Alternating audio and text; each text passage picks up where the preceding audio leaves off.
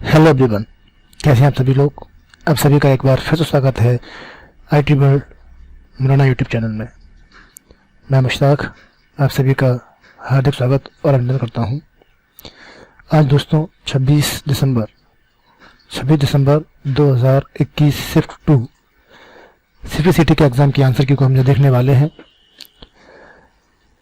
इससे पहले हमने शिफ्ट 1 के बारे में चर्चा की थी और वहाँ हमें कोई भी क्वेश्चन ऐसा टफ नहीं लगा था जिसको अलग से कुछ समझाना हो, और सारे क्वेश्चंस बहुत इजी थे।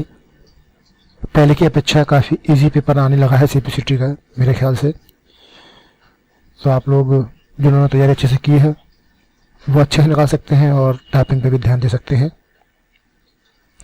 आप सभी को बता दूं कि इसमें 75 क्वेश्चंस आते हैं जिसमें 52 कंप्यूटर के क्वेश्चन होते हैं। चलिए ज़्यादा बात ना करते हुए शुरू करते हैं, कंप्यूटर वाले पार्ट पर पहुंचते हैं।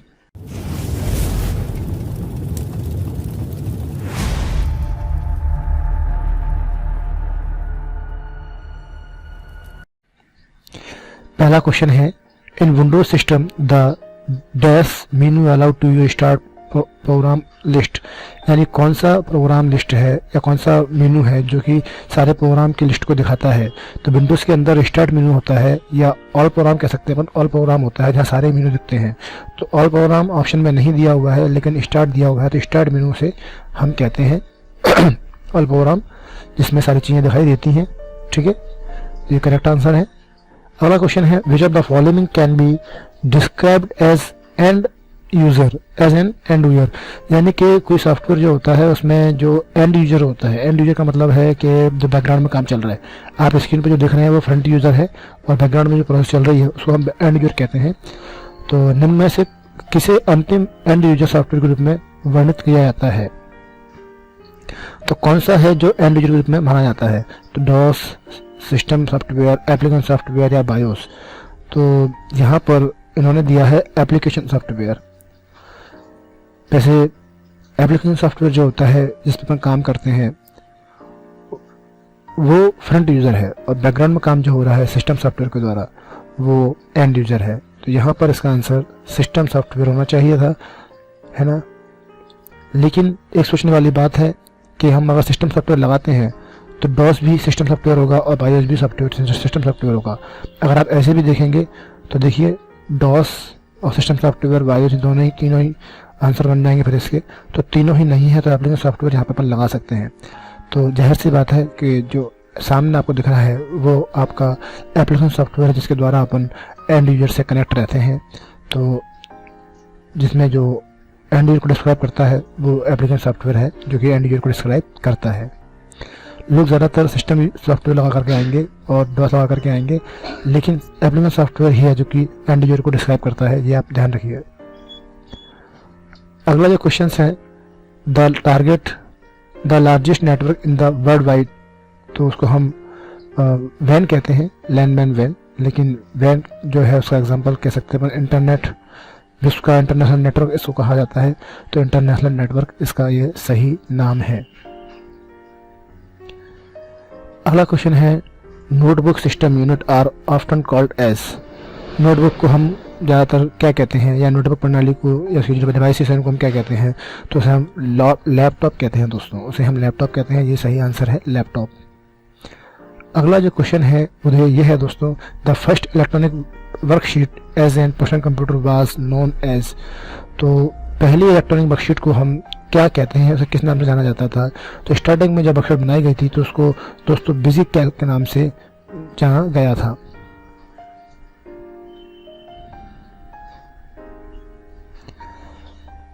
The Khalistan tell the rest of the computer how to carry out program instructions, यानी कि शेष कंप्यूटर कौन सी चीज़ है जिसको शेष कंप्यूटर बताता है कि प्रोग्राम निर्देश को कैसे अंजाम देना है।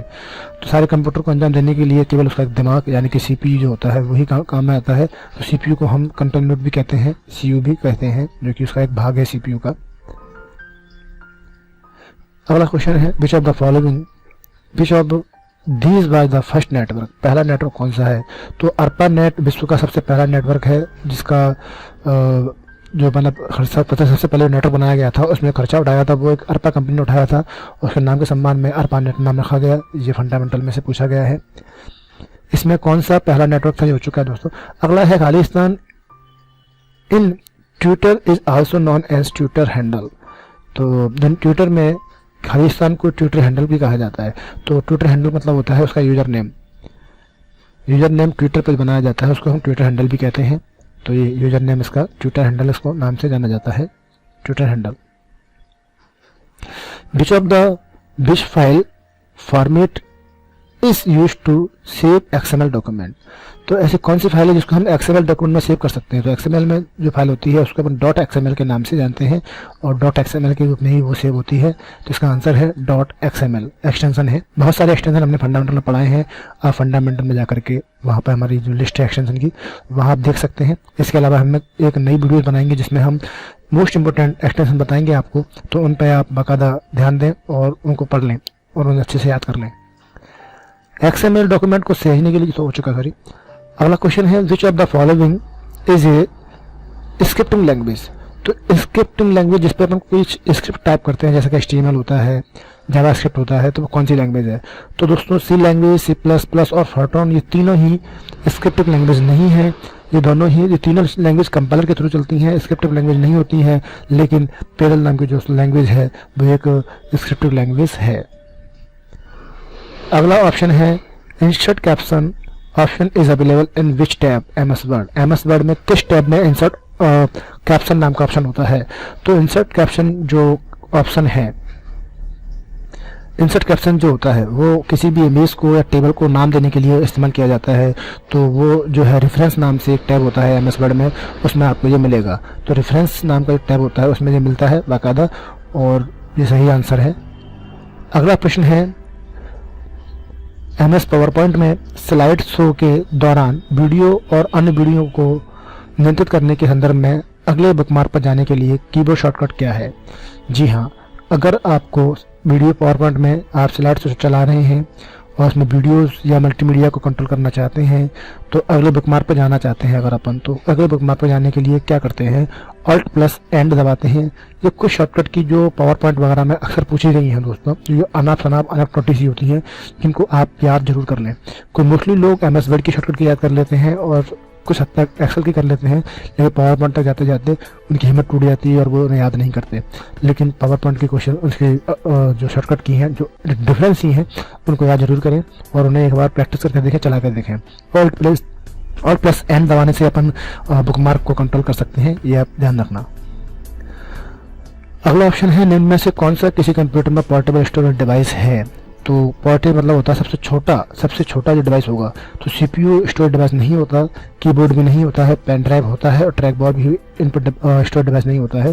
तो यहाँ पर पेन ड्राइव ही एक स्टोरेज डिवाइस है मात्र, तो इसको हमने पोर्टेबल स्टोरेज डिवाइस मान लिया है। अगला प्रश्न है एक रिमोट कंप्यूटर से अपने कंप्यूटर में फाइल कॉपी करने की प्रोसेस को क्या कहते हैं। जी हाँ, जब हम एक मैन कंप्यूटर होता है यानी कि सर्वर, वहाँ से अपने लोकल कंप्यूटर पे यानी कि क्लाइंट पे जब कोई चीज़ लेते हैं तो उसको हम डाउनलोडिंग कहते हैं, और जब लोकल मशीन से सर्वर में हम कोई डाटा भेजते हैं तो उसको हम अपलोडिंग कहते हैं। तो यहाँ पर इसको डाउनलोडिंग नाम दिया जाएगा। जी सिंपल सी लैंग्वेज, सिंपल से क्वेश्चन है अभी तक। कंप्यूटर नेटवर्क में पैन का क्या अर्थ होता है। PAN मतलब होता है पर्सनल एरिया नेटवर्क, जो कि हमने नेटवर्क के प्रकार में बताया है। लैन, मैन, वैन, पैन और हैन 5 प्रकार के नेटवर्क हमने बताए हैं फंडामेंटल में, वो आप हमारी वीडियोस में जाकर के प्लेलिस्ट में देख सकते हैं। अगला जो क्वेश्चन है वो है पुराने प्रिंटर को जोड़ने के लिए किस पोर्ट का उपयोग किया जाता था। पहले ज़माने में जब प्रिंटर आते थे उनको जोड़ने के लिए समांतर यानी कि पैरेलल पोर्ट का इस्तेमाल किया जाता था। ठीक है, तो प्रिंटर को लगाने के लिए पैरेलल पोर्ट का इस्तेमाल किया जाता था। पुराने वाले CPU के अंदर आप पीछे देखेंगे तो आपको अलग तरीके की पिन, चौड़ी चौड़ी पिन दिखाई देती हैं, जो कि प्रिंटर के लिए इस्तेमाल की जाती थी और कुछ ग्राफिक्स के लिए इस्तेमाल की जाती थी। अनाम ई मई में एनोनिमस ई मनी, तो एक एनोनिमस है ई मनी, उसके factor is use to encrypt the random number.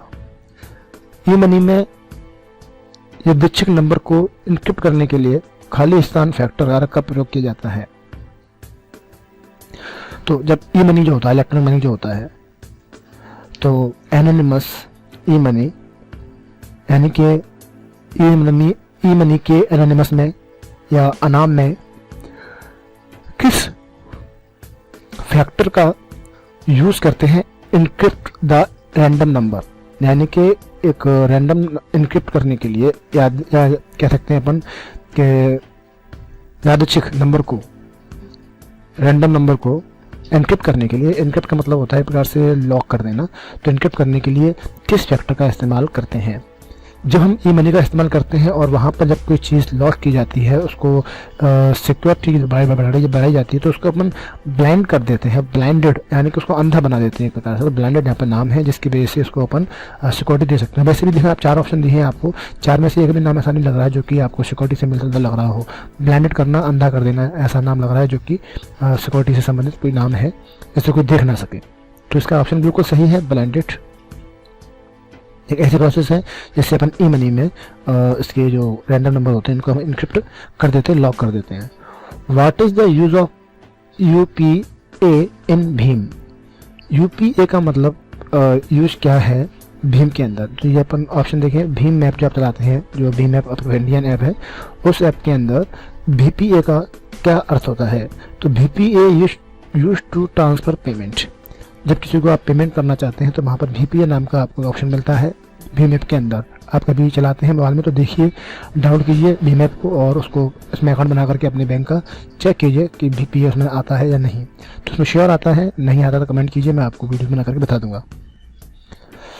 Which of the following chart is very similar to pie chart? Pie chart से मिलता जुलता चार्ट कौन सा होता है? तो वो डोनट चार्ट होता है जो बिल्कुल पाई चार्ट जैसा होता है, गोल गोल बनता है।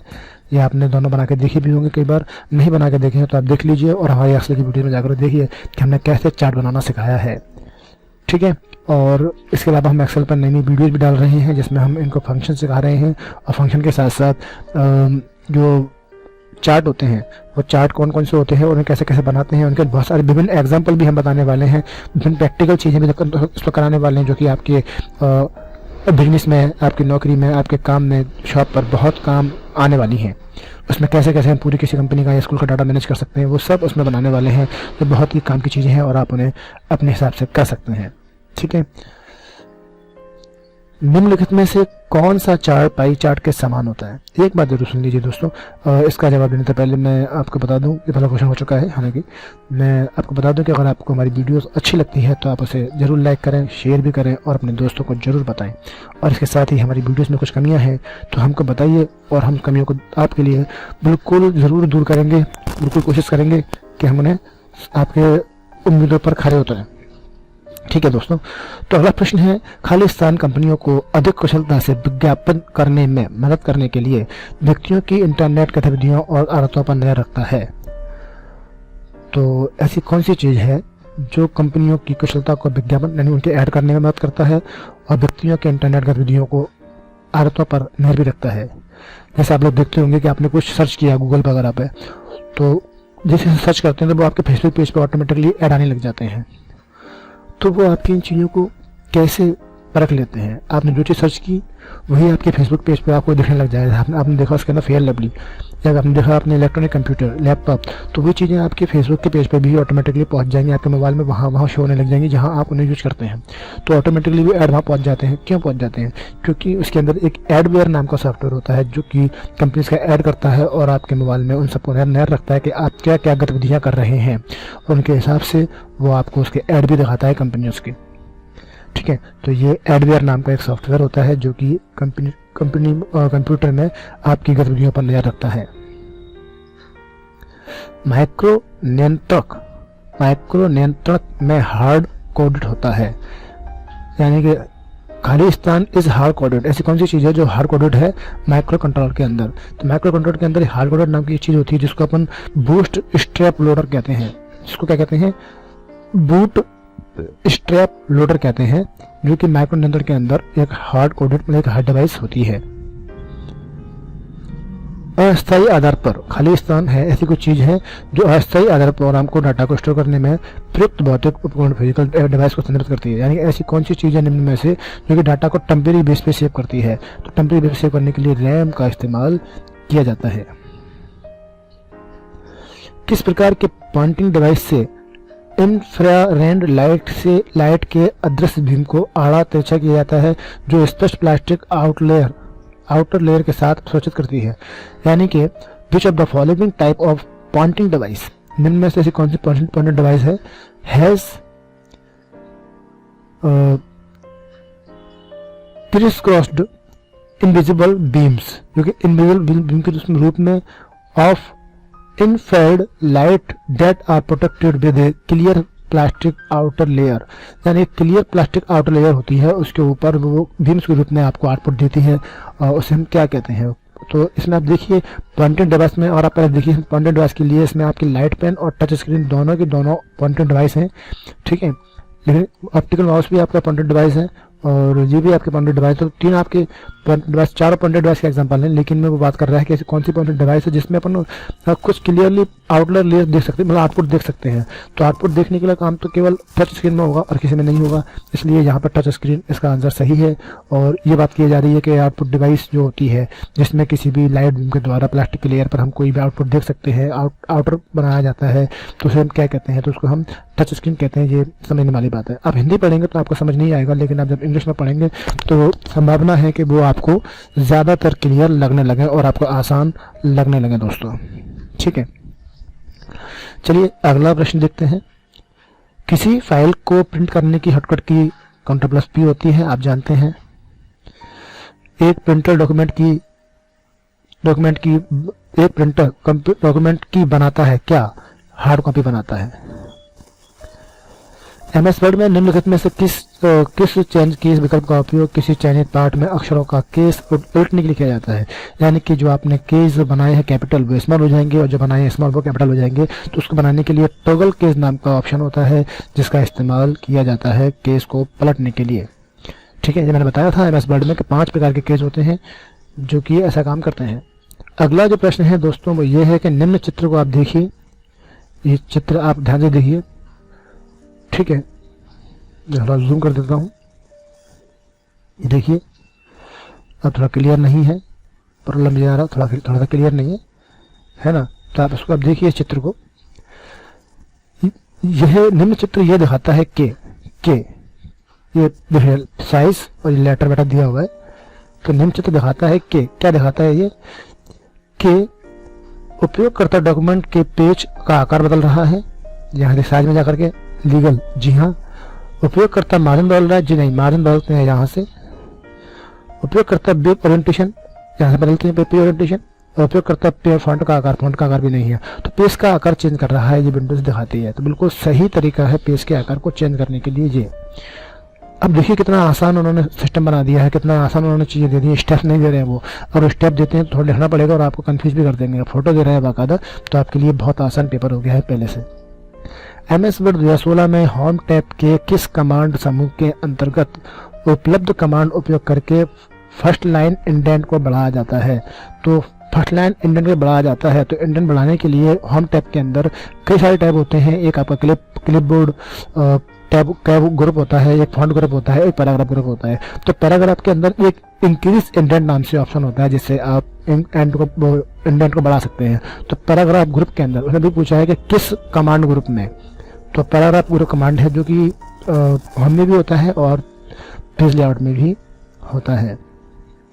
तो यहाँ पर पैराग्राफ ग्रुप होम टैब के अंदर होता है जिसमें हम पेज के इंडेंट को, पैराग्राफ के इंडेंट को बढ़ा सकते हैं। अगला प्रश्न है, नीचे दिए गए विकल्प में निम्नलिखित कथनों में से कौन सा कथन सत्य है। जब हम एक डॉक्यूमेंट बनाते हैं तो प्रत्येक पेज के अंत में वर्ड अपने आप एक पेज ब्रेक इंसर्ट करता है। सॉरी, असत्य पूछा है उन्होंने, कौन सा कथन असत्य है। तो ये पहली बात सही है, जब डॉक्यूमेंट बनाते हैं तो अपने आप जब पेज भर जाता है तो ऑटोमेटिकली दूसरा पेज आ जाता है, सत्य बात है। हम डॉक्यूमेंट में कहीं भी मैनुअली रूप से पेज ब्रेक कर सकते हैं, करेक्ट, सही बात है। हम हमेशा एक ऐसे पेज ब्रेक को हटा सकते हैं जिसे हमने जोड़ा है, जी हाँ, हम पेज हटा भी सकते हैं, सच है ये बात।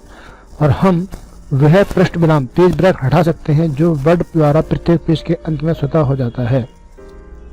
ये देखिए, अब यहाँ पे लोग कंफ्यूज हो जाता है इंसान। हम हमेशा एक ऐसे पेज को ब्रेक कर सकते हैं जिसे हमने जोड़ा है, कोई पेज ब्रेक अपन ने किया है तो उसको अपन हटा सकते हैं। समझिए, हमने यदि किस पेज को तोड़ दिया, यहाँ से मैंने पेज ब्रेक कर दिया तो यहाँ से वापस जुड़ सकता हूँ, जुड़ जाएगा, ये मैटर फिर से इसी पेज में आ जाएगा। जैसे कि मैंने यहाँ पे ब्रेक किया तो ये पेज नीचे पेज में पहुंच जाएगा ना, तो पेज ब्रेक हो गया। जब जोड़ूंगा तो ये पेज वापस इसी पेज पे आ जाएगा मैटर। ठीक है, इसे हम ब्रेक कर सकते हैं और जोड़ सकते हैं। लेकिन जो पेज ऑटोमेटिक ब्रेक हुआ है, यानी कि आप लिखते जा रहे हैं लिखते जा रहे हैं लिखते जा रहे हैं और वो कहाँ पहुंच गया, निचले पेज पे आ गया, लिखते लिखते दूसरा पेज इंसर्ट हो गया, है ना। हम पेज टाइप करते जा रहे हैं और टाइप करते जा रहे हैं और अंत में ऑटोमेटिक पेज जुड़ गया, तो अब दूसरा पेज आया है उसको जोड़ सकते हैं, वापस ब्रेक को हटा सकते हैं? नहीं हटा सकते। और हटा देंगे तो मैटर कहाँ जाएगा, जो नीचे लिखा हुआ है। समझ गए? हमने अगर ब्रेक किया है तो मैटर अपने आप जगह बना के दूसरे पेज पे आ गया और जो पेज खाली हो गया, इसको जोड़ेंगे तो वापस इसी पेज में आ जाएगा। लेकिन जब लिखते जा रहे हैं लिखते जा रहे हैं, नया पेज आ गया है अपने आप, उसको हम नहीं हटा सकते, उसको हम कुछ नहीं कर सकते। उसको आप जोड़ने की कोशिश करेंगे, उसको हटाने की कोशिश करेंगे तो आपका मैटर जुड़ा है नीचे एक्स्ट्रा, वो कहाँ जाएगा, है ना। तो ये लास्ट वाला ऑप्शन बिल्कुल गलत है, बिल्कुल सही बात है ये। अगला प्रश्न है MS वर्ड 2016 में सेक्शन ब्रेक आपको अगले सम संख्या वाले पेज पर नया सेक्शन जोड़ शुरू करने देता है। तो कौन सा ऑप्शन है जो कि हमको अगले सेक्शन में ले जाता है? तो सेक्शन ब्रेक तो होता है, लेकिन सेक्शन ब्रेक के अंदर कुछ ऑप्शन होते हैं इवन पेज और ऑड पेज के नाम से। तो आपको अगले नए सेक्शन पर शुरू करने के लिए बता रहा है वो अगले सम संख्या वाले पे, तो सम संख्या के लिए इवन पेज सेक्शन का इस्तेमाल किया जाएगा। और विषम की पूछता तो ऑड पेज नंबर को चुना जाता है। तो यहाँ पे इवन पेज बिल्कुल सही आंसर है 2016 के अंदर। खालिस्तान लेयर प्रिंटर की गति को किस में नापा जाता है? तो लेयर प्रिंटर की गति को PPM में मापा जाता है।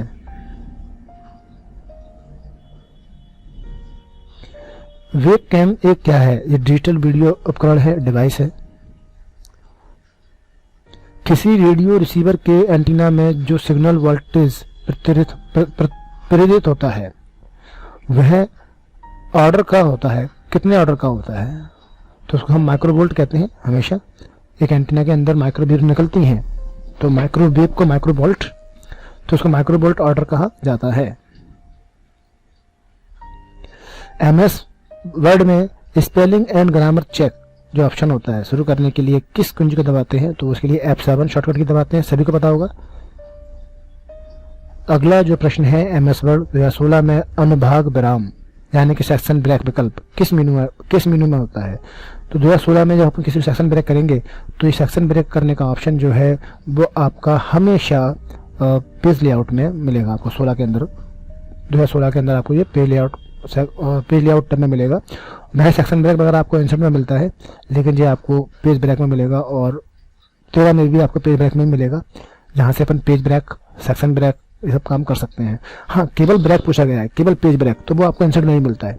केवल पेज ब्रेक पूछा गया है, ध्यान रखना इस चीज का। केवल पेज ब्रेक पूछा गया है तो वो आपको इंसर्ट टैब में भी मिलेगा, लेकिन section break, column break, text wrap ऐसे ऑप्शन दिए होंगे तो वो आपको पेज लेआउट टैब में मिलेंगे। Which of the following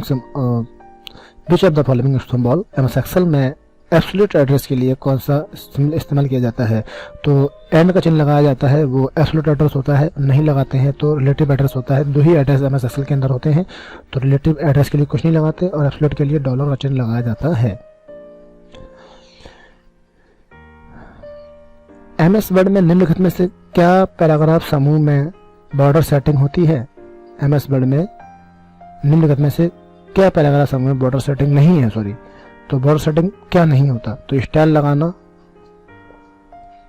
height, colour या विड्थ। तो हम पैराग्राफ की विड्थ सेट कर सकते हैं, स्टाइल सेट कर सकते हैं, कलर सेट करते हैं, लेकिन हाइट सेट कैसे करते हैं? लाइन स्पेसिंग तो समझ में आता है, लेकिन हाइट के नाम से कोई ऑप्शन नहीं होता, तो ये हाइट वाला ऑप्शन नहीं है।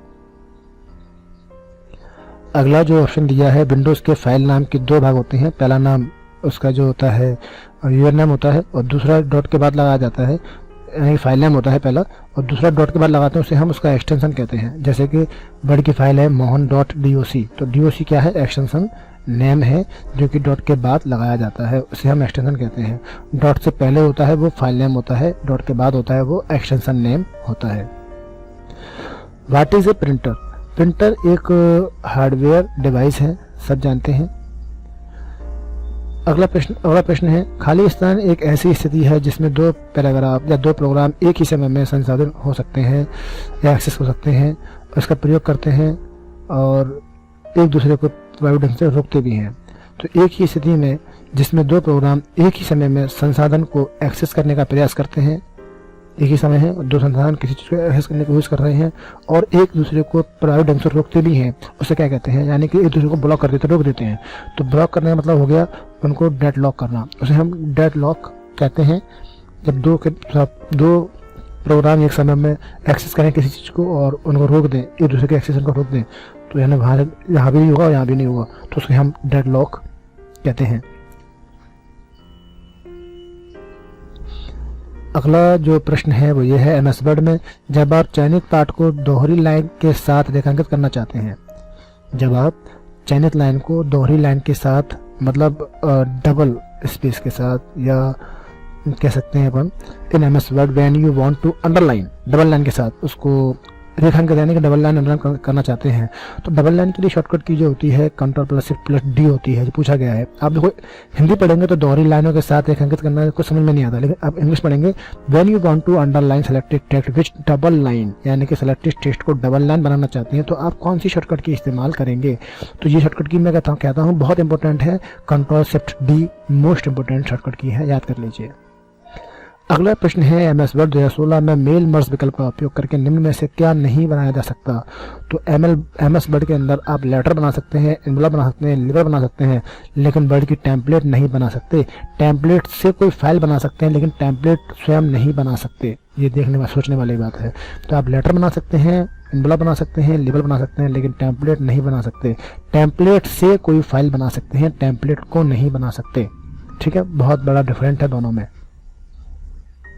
अगला प्रश्न है, ओपन ऑफिस जो कैल्क होता है उसमें फंक्शन रोज G4 G6 का क्या आउटपुट होगा? तो दोस्तों G4 G6 का आउटपुट क्या होता है? ये रोज फंक्शन है जो कि रोज को काउंट करेगा और बता देगा कितनी रोज हैं, यानी कि G4 से G6 तक 3 रो हैं तो इसका आउटपुट 3 आ जाएगा। ठीक है, अगला प्रश्न है, MS वर्ड में पैराग्राफ चिन्ह क्या दर्शाता है? MS वर्ड में तो कुछ ऑप्शन ऐसे हैं, ओपन ऑफिस इन्हें आप चलाएंगे तो नहीं कभी कंप्यूटर के अंदर, लेकिन क्वेश्चन पढ़ने समझ में आता है कि भाई इसका आउटपुट 3 होना चाहिए क्योंकि रोज लगाया गया है।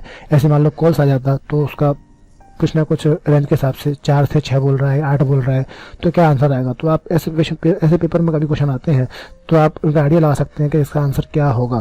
तो हमारे क्वेश्चन गलत होने की संभावना कम होती है, इसलिए ऐसे क्वेश्चन या ऐसे पेपर जरूर लगाया करें। आगे दिया हुआ है अगला प्रश्न, MS वर्ड में पैराग्राफ चिन्ह क्या दर्शाता है? पैराग्राफ चिन्ह दर्शाता है कि आपने कहां पर एंटर प्रेस किया है। जब आप होम टैब के अंदर व्यू और हाइड के नाम से, शो और हाइड के नाम से एक उल्टा पी जैसा निशान होता है, उल्टा पी जैसा निशान, उस पर आप क्लिक करते हैं तो वो बताता है कि आपने कहां एंटर मारा है, यानी कि पैराग्राफ चेंज कहां पे हुआ है। तो एंटर कुंजी को दबाने पर पैराग्राफ का अंत हो जाता है, तो पैराग्राफ चिन्ह बताता है कि आपने कहां पे एंटर प्रेस किया है। अगला प्रश्न है, पिवोट टेबल का आविष्कार 1986 में पिवोट टेबल के जनक किसके द्वारा किया गया? ये देखो, पिवोट टेबल का क्वेश्चन हमेशा आता है, मैं हमेशा कहता हूँ कि पिवोट टेबल का क्वेश्चन हमेशा आता है और एक ही आता है कि पिवोट टेबल का यूज क्या है। इसका यूज समराइज डाटा बनाने के लिए होता है, हमेशा ये कहता हूँ मैं, लेकिन इस बार पिवोट टेबल का आविष्कारक का नाम पूछ लिया है, तो आविष्कारक के नाम भी आपको याद करना पड़ेंगे। अब इसके जो आविष्कारक हैं वो ये हैं सुंदर पिचाई। ये एक्चुअली मुझे भी नहीं पता था, सच बताऊँ तो मुझे भी नहीं मालूम था कि पिवोट टेबल के आविष्कारक कौन है, मुझे भी नहीं पता था सीरियसली। तो अब ये भी मालूम चला है मुझे कि सुंदर पिचाई नाम का जो कोई है, मतलब जिन्होंने पिवोट टेबल को याद किया है, तो ये आपको भी याद करने की ज़रूरत है और मैंने याद कर लिया अभी, तो मुझे हमेशा के लिए याद हो गया है ये कि पिवोट टेबल का आविष्कार 1986 में 1986 में सुंदर पिचाई ने किया है। अब सुंदर नाम है तो सुंदर चीज बनेगी, है ना। तो ऐसे आप याद कर लीजिए कि सुंदर कोई है व्यक्ति, सुंदर व्यक्ति जिन्होंने ऐसा पिवोट टेबल बना ली है। तो पिवोट टेबल बनाने का काम 1986 में सुंदर पिचाई नाम के व्यक्ति ने किया है। मुझे हाँ लग रहा है जैसे इंडियन नाम हो, ठीक है। तो वैसे लोग सोचते हैं कि बिल गेट्स होगा, क्योंकि एमएस वर्ड में ये इस्तेमाल की जा रही है, सॉरी एक्सेल में इस्तेमाल की जा रही है, तो बिल गेट्स वगैरह ने बनाया होगा, ऐसा लग रहा होगा। और शायद मैं भी फर्स्ट टाइम लगाता तो हो सकता है कि मैं भी बिल गेट्स को ही यहाँ पर शायद मार्क कर देता, शायद मैं भी बिल गेट्स को मार्क कर देता, लेकिन मुझे नहीं पता था, तो मैं बिल गेट्स मार्क करता मोस्टली। लेकिन मुझे इतना पता है कि बिल गेट्स से पहले यानी कि माइक्रोसॉफ्ट से पहले भी और कई सारे ओपन ऑफिस आते हैं, कई सारे ऑफिस पैकेज आते हैं जिनके अंदर ये चीज़ें होती होंगी, मुझे पता है। तो हो सकता है कि बिल गेट्स के अलावा किसी और ने पाइवेट टेबल को बनाया हो, तो शायद मैं बिल गेट्स को भी ना लगाता, लेकिन मैं सुंदर पिचाई को शायद कभी नहीं लगाता, क्योंकि इंडियन नाम मुझे लग रहा है, तो मैं से कभी नहीं लगाता। और एक्चुअल में देखिए कि यहाँ पर सुंदर पिचाई के नाम से कोई है जिन्होंने इनको बनाया है। सुंदर पिचाई क्या है, इनका जन्म कब हुआ, कौन थे, कैसे इन्होंने काम किया, कहाँ के रहने वाले थे, सब चीज़ मैं बाद में चर्चा करूँगा, इसके बारे में बाद में जानकारी में डिटेल में बात करेंगे। चलिए आगे चलते हैं।